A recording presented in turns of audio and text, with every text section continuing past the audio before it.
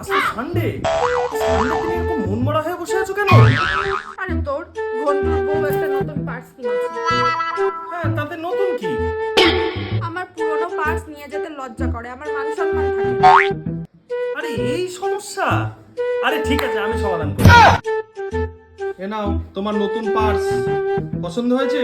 বাহ! আরে আবার কি হলো? আবার মন মরা হয়ে বসে আছো কেন? আরে তোর ঘন্টুর বউ নতুন আবার একটা শাড়িও কিনেছে। আবার একটা শাড়িও কিনেছে?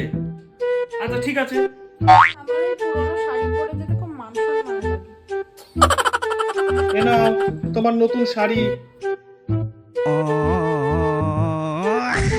বাহ, দারুণ হয়েছে। আরে আজ তো সানডে, কি দুপুরে স্পেশাল মেনু কি করেছো? আবার মন মরা হয়ে বসে আছো কেন? তোমার তো শাড়িও হয়ে গেল, তোমার তো পার্সও হয়ে গেল।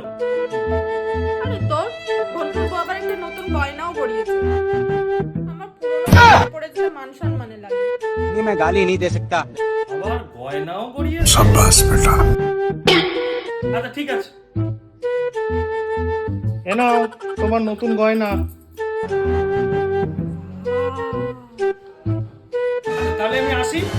তুমি আবার কোথায় যাচ্ছ? আরে জানো না, ঘন্টু তো পাশের বাড়ি বৌদির সাথে পালিয়েছে, তাই আমিও কারোর সাথে পালাবো। আমি যদি না পালাই তোমার তো মান সম্মানে লেগে যাবে। টাটা। তুমি যাও না, তুমি যাও না, তুমি যাও না।